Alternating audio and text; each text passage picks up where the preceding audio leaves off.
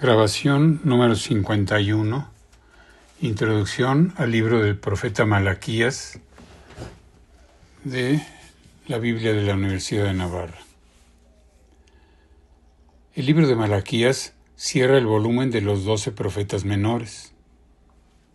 Es también cronológicamente posterior a Ageo y Zacarías.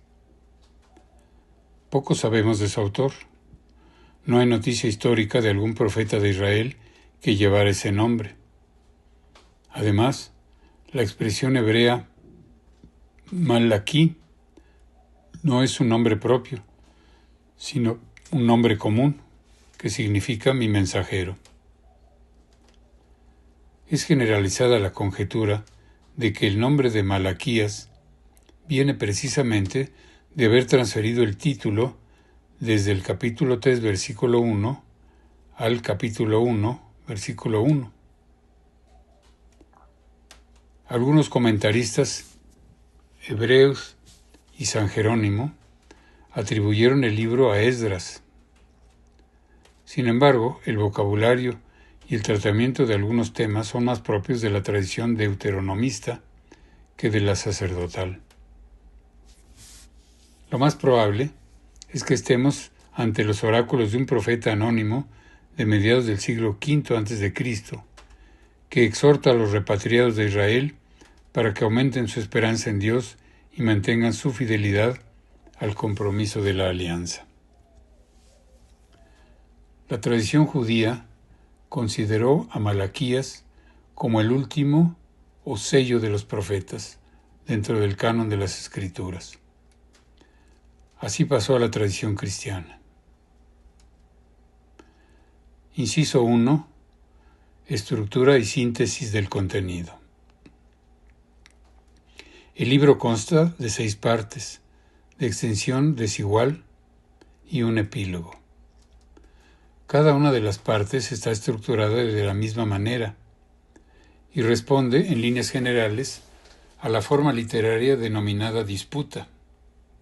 Se enuncia una tesis, que normalmente coincide con expresiones o normas contenidas en el Deuteronomio, con la que explícita o implícitamente se reprocha algo al pueblo o a los sacerdotes.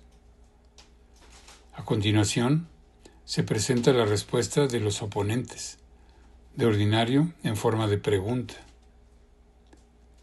Finalmente, a la luz de la objeción planteada, se desarrolla la tesis que se había expuesto inicialmente. De acuerdo con este esquema, la estructura del libro podría ser la siguiente. Primero, amor del Señor por Israel. Capítulo 1, versículos 1 al 5. Dios ama a Israel. Muestra de ese amor es la elección y también que Israel, al contrario que Edom, está protegido por Dios. Segunda parte. Los sacrificios mezquinos y otras faltas de los sacerdotes. Capítulo 1, versículos 6 al 2,9. El profeta les reprocha sus faltas en el cumplimiento de los sacrificios rituales y en la enseñanza al pueblo.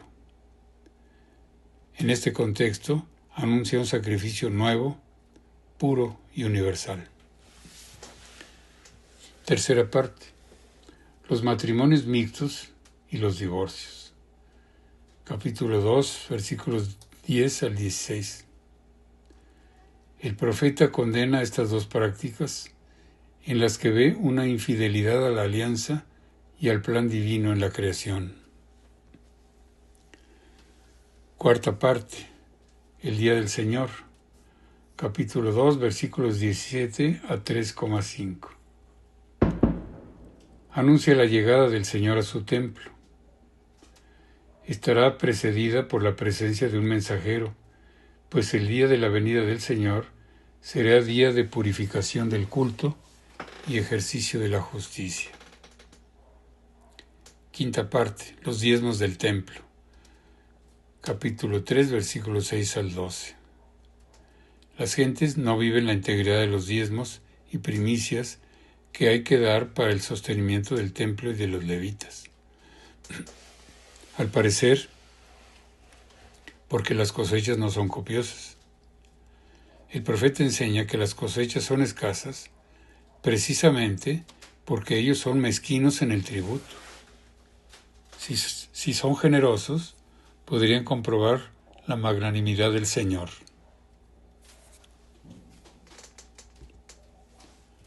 Sexta parte. Los justos y el día del Señor. Capítulo 3, versículos 13 a 21. Ante la perplejidad de algunos que se quejan al Señor por el triunfo aparente de los que no temen a Dios, el profeta anuncia que el Señor no es ajeno a las obras de los hombres y anuncia un día de juicio que será de alegría para los justos y de destrucción para los impíos. Epílogo, capítulo 3, versículos 22 al 24. 3 versículos compendian la enseñanza. Hay que vivir en la fidelidad a la ley de Moisés, en tensa espera ante el día de la manifestación del Señor, que estará precedido por la aparición de Elías. Elías será el instrumento divino para restablecer la armonía entre las generaciones. Sin estar perfectamente conjuntado, el libro tiene un claro desarrollo argumental. Comienza con la afirmación del amor de Dios por Israel, que es el punto de apoyo de toda la obra. En virtud de ese amor, el profeta denuncia las faltas en el culto, piedra de toque de la piedad de los israelitas. Ante las objeciones que se le plantean, alienta la esperanza del pueblo anunciando el día del Señor, día terrible, pero consolador para los que temen a Dios. Las ediciones del texto hebreo dividen el libro de Malaquías en los 3 capítulos que hemos numerado. Lo mismo hace la Neovulgata. Pero la Vulgata y algunas otras versiones numeran un capítulo 4, que incluye el capítulo 3, versículos 19 a 24. Inciso 2. Composición y marco histórico. Aunque, como se ha dicho, no tenemos ningún otro dato de un profeta que se llame Malaquías, los contenidos del libro nos permiten datar con cierta precisión la ocasión de los oráculos. Es la época posterior al destierro de Babilonia. El templo ha sido reconstruido, pero el entusiasmo y el celo de los inicios de la restauración se han adormecido. Hay apatía en el culto y en el cumplimiento de las leyes de la alianza, especialmente en los diezmos y en la fidelidad matrimonial. Por otra parte, el pueblo se queja al Señor. Las cosechas no son tan fecundas como esperaban. No ven cumplidas las promesas y ponen en duda el amor del Señor por su pueblo. Muchos de estos problemas más agravados son los que intentó solucionar la reforma de Esdras y Nehemías. Si la reconstrucción del templo acabó el año 515 a.C. y la reforma religiosa de Esdras puede situarse hacia el 398, los oráculos de Malaquías serían un poco anteriores a esta reforma, quizás del último cuarto del siglo V a.C. En estas condiciones, el profeta exhorta a sus conciudadanos para que permanezcan fieles a la alianza. Sus oráculos son una denuncia de la mezquindad a la hora de vivir la ley de Dios. Es un polemista que utiliza la forma literaria de la disputa. Tiene conciencia muy clara de quién es Israel y quién es el Dios de Israel. El pueblo es, sobre todo, el amado del Señor, y el Señor es el dueño de la historia. Si los hombres permanecen fieles a la alianza, el futuro verá la manifestación del Señor ante las naciones, e Israel mismo será felicitado por ellas. Es pues un mensaje de esperanza ante la venida gloriosa del Señor, el día en que actúe. Inciso 3. Enseñanza. El libro afronta problemas particulares: el culto, repudio, diezmos, cumplimiento de los preceptos de la ley, etc., desde perspectivas más generales. Son precisamente estas perspectivas generales las que dan consistencia al mensaje. El punto de partida es la vigencia de la alianza que el Señor hizo con los patriarcas. Dios ama a su pueblo, se comprometió con él y su voluntad no cambia como la del pueblo. Pero éste no responde a esa fidelidad, no guarda los preceptos, es descuidado en el culto, se queja injustamente a Dios, etc.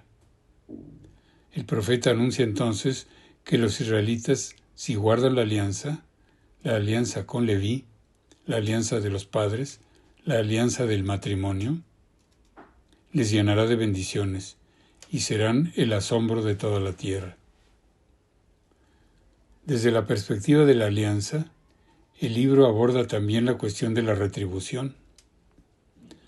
Frente al aparente triunfo de los impíos, que no cumplen las leyes de la alianza, aunque las cosas les van bien, el profeta anuncia que el día de la manifestación del Señor pondrá todo en claro.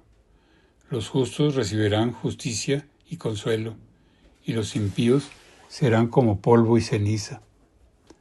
Pero lo que es más importante, el premio o el castigo no se vinculan a la pertenencia al pueblo, sino a las buenas obras y al temor de Dios. Muy unida a la visión del día del Señor está la doctrina sobre los tiempos mesiánicos. Malaquías anuncia la venida del Señor a su templo, precedida de un mensajero, el profeta Elías. También anuncia un nuevo acto de culto, una oblación pura y universal que desborda las expectativas del momento. El oráculo del profeta es solo un atisbo, pero en los evangelios sinópticos, el mensajero anunciado por Malaquías se identifica con Juan Bautista. Inciso 4. El libro de Malaquías a la luz del Nuevo Testamento. A pesar de su brevedad, el libro de Malaquías es citado en varias ocasiones en el Nuevo Testamento. A veces la cita es circunstancial, como en Romanos 9:13, donde San Pablo recoge la frase de Malaquías 1:2-3. Amé a Jacob y odié a Esaú, para señalar que la elección de Dios precede a los méritos de los hombres. Las más de las veces que aparece en el Nuevo Testamento es a propósito del mensajero que se identifica con Elías. La aparición de Elías como misterioso mensajero antes de la llegada del Señor era creencia común en los tiempos de Jesús y recorre los 4 evangelios. Jesús enseña a sus discípulos que en él se cumplen las promesas de Malaquías y que por tanto el profeta Elías, que debía precederle, no es otro que Juan Bautista. Esta idea es expresada en los evangelios sinópticos de manera ligeramente distinta. En San Mateo es clara, y Jesús dice del Bautista: si queréis comprenderlo, él es Elías, el que va a venir. En Marcos es menos diáfana, aunque el segundo evangelista cita explícitamente a Malaquías 3:1 para explicar la actividad del Bautista. San Lucas identifica con nitidez a Juan Bautista como el mensajero que debe preceder a la venida del Señor. aunque no recoge las palabras de Jesús a propósito de la identificación de Elías como Juan Bautista. Sin embargo, en el anuncio a Zacarías, el ángel dice de Juan que irá delante de él con el espíritu y el poder de Elías para convertir los corazones de los padres hacia los hijos y a los desobedientes a la prudencia de los justos, a fin de preparar al Señor un pueblo perfecto. Pasaje importante para la tradición patrística más antigua es el anuncio de Malaquías 1:11. Los padres ven en este anuncio de un sacrificio nuevo, puro y universal, una profecía que se cumple en la Eucaristía. Final de la introducción a Malaquías.